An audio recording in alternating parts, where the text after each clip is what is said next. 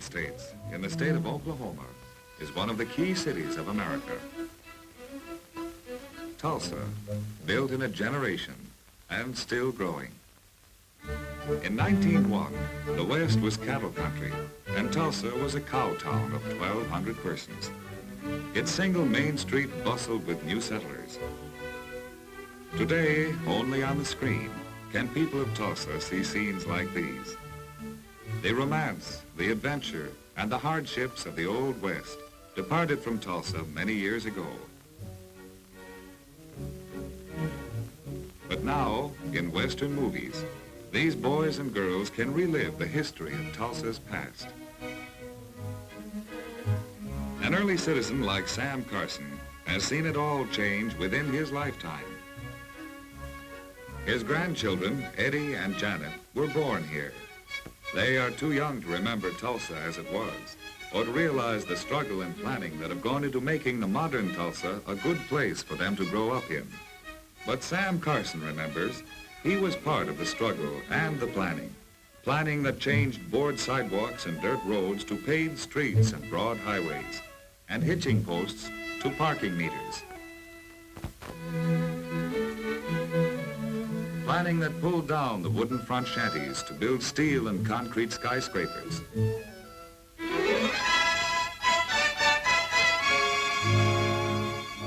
Yes, there have been many changes, but Tulsa to the Carsons still means people, a place where you may meet someone you know on any corner. And the policeman is a friend, as well as public servant. The Tulsa story started in 1905, when deep underneath the land surrounding the little town was discovered a new and apparently inexhaustible source of wealth. Oil. Oil that meant light and heat, and now transportation for a growing country. Farmers became oil men. Cattlemen became oil men. On farms and ranches, oil derricks rose. 100 derricks. 1,000 derricks. And so little Tulsa became a boom town, built upon a pool of oil.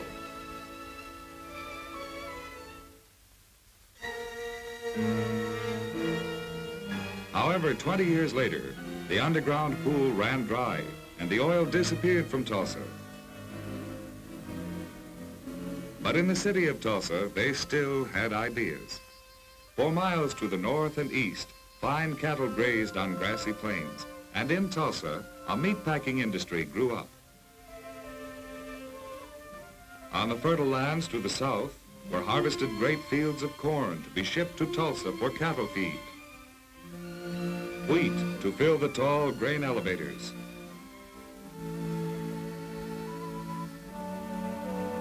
Cotton to be ginned and processed in Tulsa's mills.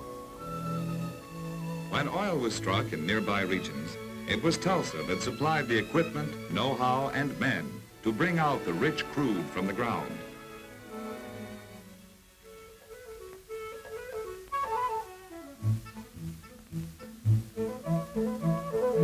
Each boom poured into Tulsa its products for refining. Its people had looked beyond the disappointments of the past and planned for the future. For Tulsa is still people. 200,000 of them, oil workers in tin hats or businessmen in straws. And the families who live and raise their children in Tulsa's spacious suburbs. Farmers and ranchers in town to buy or sell or talk. all of them bringing to life the arteries of downtown Tulsa. Tulsans are proud of their business section with its attractive shops, its several and fiercely independent newspapers, all of the institutions offering the goods and services that make life easier and more pleasant, and the great church offering the ideals and hopes and aspirations that make life spiritually richer.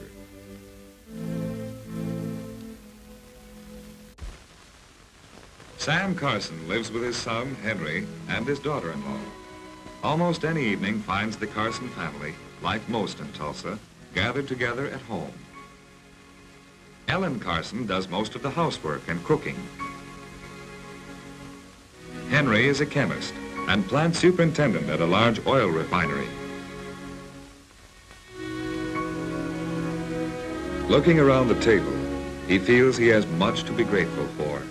In the children, Janet and Eddie, and in their older son, Tom, the Carsons find their greatest satisfactions.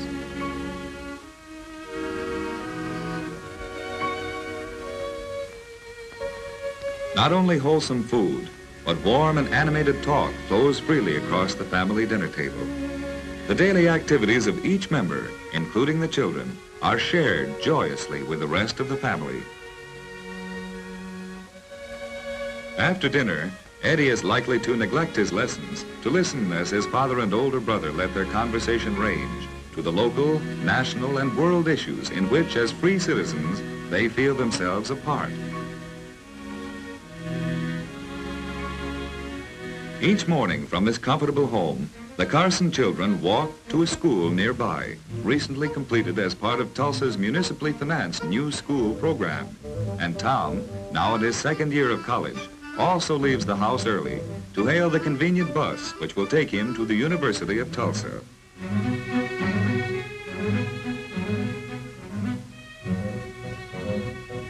A university planned, financed, built, and staffed by the far-seeing citizens of Tulsa and attended by their children.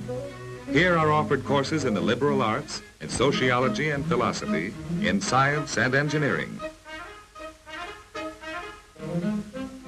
The halls are thronged with eager young students, both men and women.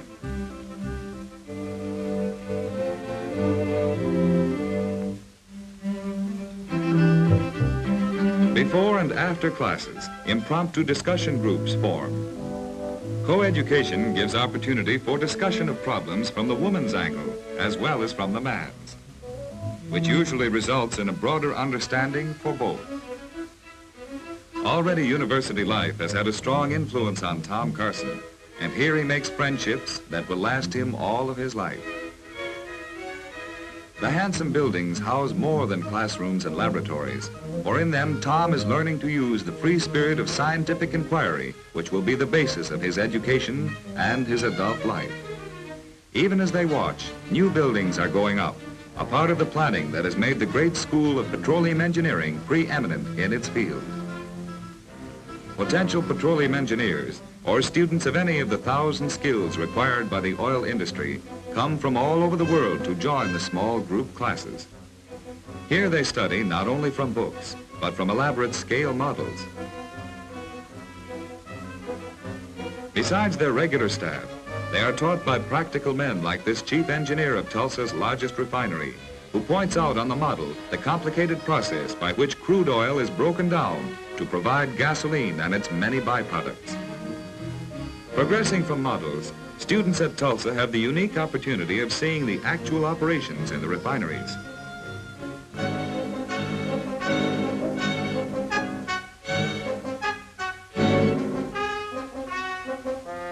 Under the guidance of men like Supervisor Henry Carson, the functions of the great stills and fractionating towers are explained.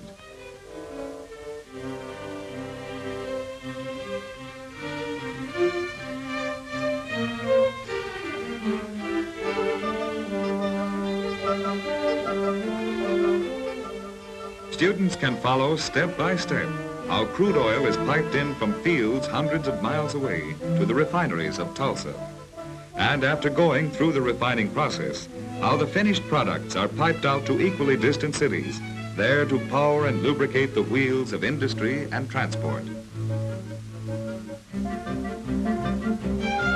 Complicated equations for gas storage pressure become more meaningful when students can climb this huge spherical tank to see how the equation is solved in steel, or when they view the great cylinders that store the refinery surplus. When students leave Henry Carson after their tour of the refinery, they find their models and textbooks easier to understand. Just as students in groups can learn best about petroleum engineering by seeing it in action, the university believes in the same learn-by-doing process in other fields. Self-government, for instance. Under faculty guidance, a student council has been set up. Elected representatives of the student body meet here to discuss the problems of self-government. The council, in turn, has elected these 3 officers to preside over its debates, to take votes on the questions at issue, and to ensure that the wishes of the majority are carried out and the rights of the minority protected. Women hold office in the council and play an active part in its decisions.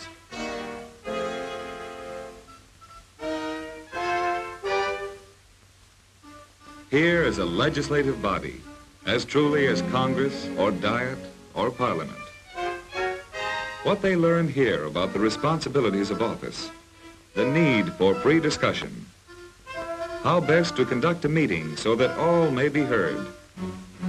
These things will fit them for later participation in such groups as the Tulsa Planning Commission.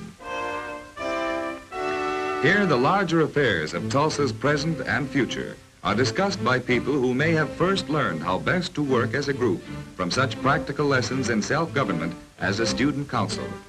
Selected by their fellow citizens, these members of the Planning Commission come from office or factory, church or women's club, to continue the planning that has kept Tulsa the commercial and marketing center of a rich farming region.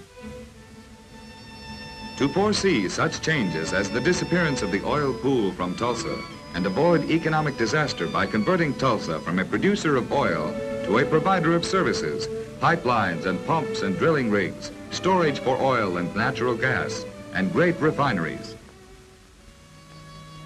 And to make these enterprises in turn bring other industry to Tulsa. Like manufacture of huge storage tanks, only one of the many specialties manufactured in Tulsa for use in the oil industry. And such diverse enterprises as spinning cotton from the nearby south into yarn and weaving finished goods to be sold throughout the country.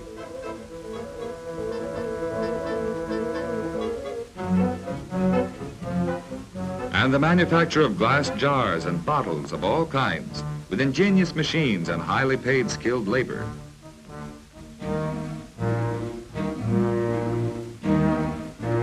Or building precision instruments like seismographs in ultra-modern factory laboratories. Because of its location in the center of the United States, Tulsa's facilities have made it the site of large aerial maintenance shops.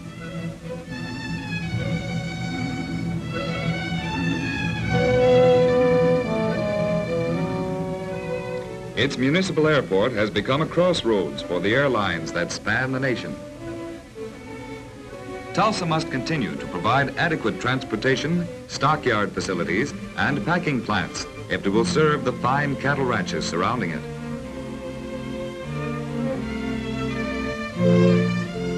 All this adds up to a balanced economy, no longer dependent on oil alone, a tribute to the past planning of these citizens of Tulsa.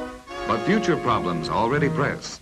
Growth has brought increased traffic in the streets and the need for control and safety measures. With better education for all, an increasing call for books is making present library facilities inadequate. More, happier, more prosperous families mean more children who will need more recreation space to grow in. With planning and control, the nearby Arkansas River could be converted from a flood hazard to a source of power, irrigation, and recreation. Tulsans are sure that these and many future problems will be solved to build for Henry Carson and his family and the thousands of families like his, Tulsa, a city whose foundations will be sound, a city that will provide a better life for all its citizens.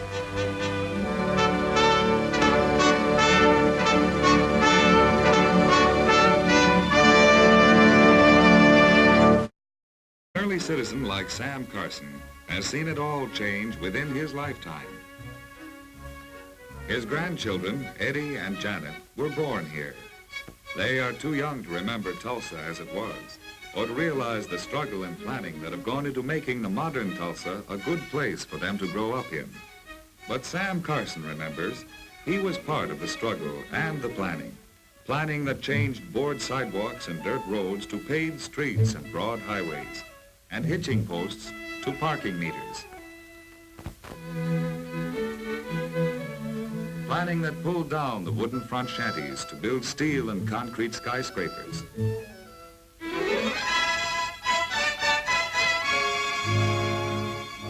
Yes, there have been many changes, but Tulsa to the Carsons still means people, a place where you may meet someone you know on any corner.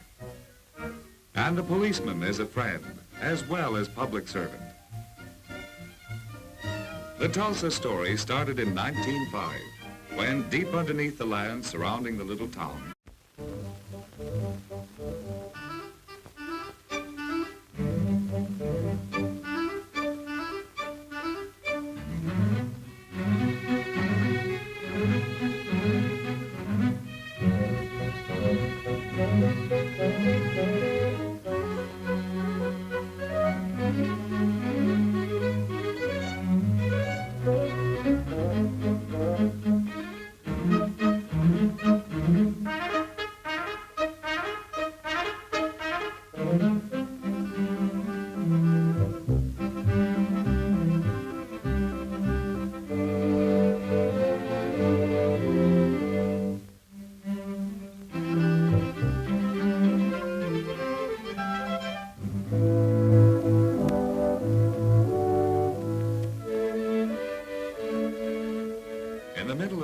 States, in the state of Oklahoma, is one of the key cities of America. Tulsa, built in a generation and still growing. In 1901, the West was cattle country, and Tulsa was a cow town of 1,200 persons. Its single main street bustled with new settlers. Today, only on the screen can people of Tulsa see scenes like these. The romance, the adventure, and the hardships of the Old West departed from Tulsa many years ago. But now, in Western movies, these boys and girls can relive the history of Tulsa's past.